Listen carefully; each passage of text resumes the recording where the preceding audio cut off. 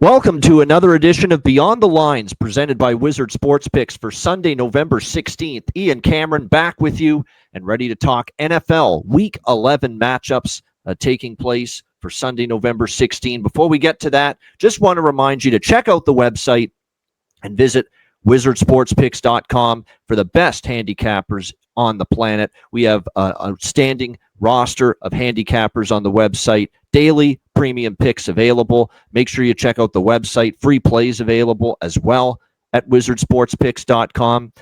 It's been a great run for me personally on the website with premium picks from the beginning and looking to keep the ball rolling, as are everybody on the website. Make sure you get to wizardsportspicks.com.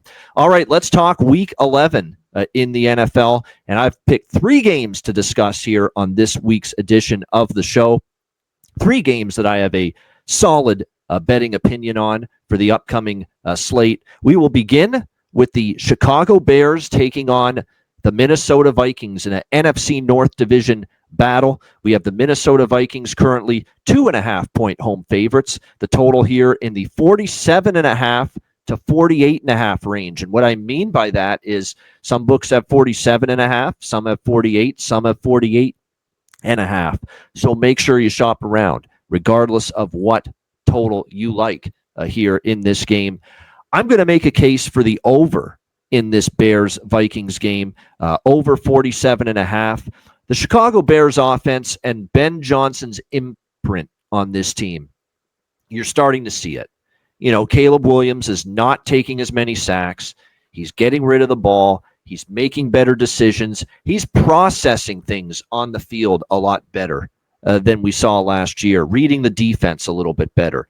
All of that is a good sign here for Caleb Williams so far as that's concerned. Now, he did face this Vikings team way back in Week 1 in Chicago, and he definitely struggled at times in that game. No question about that. Minnesota has certainly been bolstered with the return of, as I call him, or actually it was Chris Berman that called him this, Rip Van Ginkel, Andrew Van Ginkel. And they've certainly been in a better defense with him back on the field. I think when you look at this Minnesota defense, this Minnesota defense, rather, they've still struggled for a good chunk of the season. And I think Chicago's got the potential here, a second opportunity to face this defense, especially for a guy like Ben Johnson, knowing that it was not an easy game. It was rough sledding for the Bears the first time they faced the Vikings. I do think Chicago will have some success moving the football here in this game. Minnesota, meanwhile, they got two of their best offensive linemen back in recent weeks in Christian Darrisaw and Brian O'Neill. Those are two great players, and we've seen the offensive line suddenly block a little bit better, open up holes for the run game just a little bit more. And J.J. McCarthy, to me, should have time to throw the football here in this game. Now, J.J. McCarthy had a great performance in his return against Detroit 2 weeks ago. Kind of took a step back last week, although it was a tough matchup against the surging Baltimore Ravens, who have certainly gotten a lot healthier and are playing better now. I think this is now a matchup where McCarthy can bounce back. This offense can bounce back. Chicago is one of the worst teams in the NFL at generating a consistent pass rush. And I think that is where J.J. McCarthy will be able to take advantage and make some plays down the field. This is still a very injury-plagued secondary that the Chicago Bears have as well. Jalen Johnson's been out for a while. They were hoping to get him back, but even if he does, he didn't have a full practice this week and still may not be 100% even if he does return. And Jaquan Brisker has been limited in practice all week. Another key cog in that Bears secondary. He may not go here in this game for Chicago. So I see certainly this team being able to move the football here, Chicago, and having some success. And I think Minnesota can do the same here against the Bears defense. Minnesota, last week's game stayed under, but prior to that, they had been on a big overrun. I think we're going to see points, and obviously indoors in Minnesota, we won't have any weather issues here for this game. So for my first selection on this week's edition of Beyond the Lines, we're going to go with Chicago, Minnesota, over 47.5, minus 120. All right, let's get to the second game that I'm going to talk about. It's the San Francisco 49ers taking on the Arizona Cardinals. We have Arizona 3-point road favorites in this game, 48.5 the total in this game. Obviously, the big news here is Brock Purdy returning for the San Francisco 49ers and will be making the start at quarterback for the 49ers in this game. It's obviously, let's first give our props and kudos to Mac Jones, who did, a serviceable job, solid job, in fact, in the absence of Brock Purdy. No question about that. But like I said, when you look at this San Francisco Giants team, San Francisco 49ers team, they are certainly in a spot here where they'll be looking to bounce back, and I think they have probably a very good chance to do that here in this game against the Arizona Cardinals. Now, the Arizona Cardinals, they are a team that started to get a little bit of a bump or a spark, if you will, from Jacoby Brissett replacing Kyler Murray as the starting quarterback for this Arizona team. But if you want to be completely honest about things, it kind of fell apart last week for Jacoby Brissett. At the end of the day, he's a veteran guy that's been pretty much predominantly a journeyman backup quarterback. So even though he stepped in and replaced Kyler Murray, and it started out very well for him. You remember how well he played against Indianapolis and some of the subsequent games after that. Dallas, he played very well on a Monday night game just recently. But then last week, he ran into that very strong Seattle Seahawks defense, and it was a problem for Jacoby Brissett in that game. And obviously, it was a blowout loss for the Cardinals. And now you wonder if, this team starts to have that slide again that we saw certainly early in the season. And now they're facing a San Francisco team that's coming off that loss to the LA Rams last week. The Rams, 49ers were a very beaten up team injury-wise, and they still do have a lot of injuries, no question about that. But getting Brock Purdy back should help. The offense should move the football against this Arizona defense, which to me is still far from great. And I don't know if this Arizona offense, is going to be able to bounce back. I know the Niners have had some issues, some injuries on defense, but that 49ers defense, for them, for as much as they struggled with Matthew Stafford and the Rams, and boy, did they ever struggle with the Rams last week, but the Rams have been a well-oiled machine on offense for weeks now. This is a bit of a step down in class for that Niners defense, and I think they'll play better here and allow them to bounce back and get a win and cover on the road. So for my second pick, I will take San Francisco -3, -115 against the Arizona Cardinals. All right, the third and final game that I will discuss here for this edition of Beyond the Lines.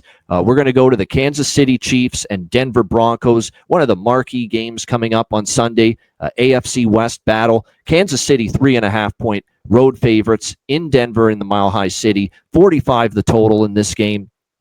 We know this is Kansas City and Andy Reid, their head coach, off a bye week.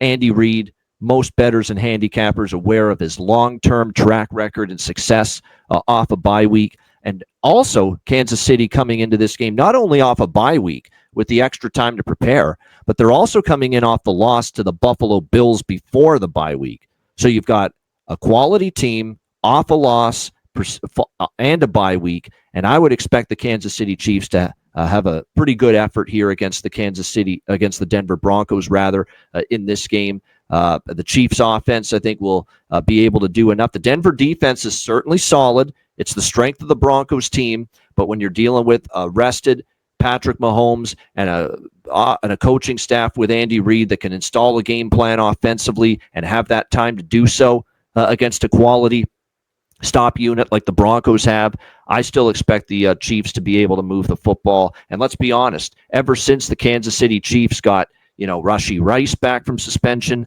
got Xavier Worthy healthy, suddenly they have a receiving core that you got to have more fear of. And don't forget that Pat Surtain, one of the best corners in the NFL, is still out for the Denver Broncos. So that's a troublesome factor here for the Denver Broncos, knowing that with Rice and with Worthy back in the fold, this is going to be a Kansas City receiving core that is certainly a lot tougher to defend and a lot more dangerous now that they've got a lot of their big play weapons back for Patrick Mahomes. The other issue for Denver going into this game is that Kansas City's defense, we know the last couple of years under Steve Spagnuolo, has been very good. This is a defense that's gotten better and better and better in recent years, no question about that. And this Denver offense has some very real issues right now. We've seen it week in and week out now where the Broncos get off to these very, very slow starts, very slow starts where they just have a real hard time moving the football, getting things together on the offensive side of the football. I think there's a chance that continues here in this game. And like I said, it's not just that the Broncos offense and Bo Nix have struggled. They've struggled in the passing game. They've struggled at times to run the football at a consistent rate. It's that they've struggled so much early in games. There's been so many instances, and this goes back to when they came back to beat Philadelphia, and obviously when they had that epic comeback against the New York Giants, where this Denver Broncos team just couldn't move the football in the first quarter and for most of the first half. This has been a recurring theme. Heck, last week against the Raiders, Denver unable to get things going offensively in that game really at all, but especially in the first half. They could not move the football against a Las Vegas Raiders team that, let's just put it this way, they're not the 85 Bears on defense, the Las Vegas Raiders. And the Denver Broncos still had issues moving the football. So I think Kansas City is the side I want here off a bye week and off the loss to Buffalo. I do think they win and cover, but I'm going to go with a first half bet here on the Kansas City Chiefs. You can get the Kansas City Chiefs minus 2.5, minus 110 in the first half, and I'm going to recommend that, which I like even more than the full game point spread on Kansas City. We're going to pinpoint Kansas City coming out of the bye week, playing well, playing at a high level, and we're going to isolate Denver's first half struggles offensively, which have been well documented and on full display for everybody to see in recent weeks. So for my third pick here on this edition of Beyond the Lines, we'll go with the Kansas City Chiefs minus 2.5, minus 110 in the first half against the Denver Broncos. All right, that is a wrap for this edition of Beyond the Lines. Hope you enjoyed it. I'm Ian Cameron. Make sure you get to the website and check out all the great handicappers at wizardsportspicks.com. Enjoy NFL Week 11 and good luck. And thanks for watching another edition of Beyond the Lines presented by Wizard Sports Picks.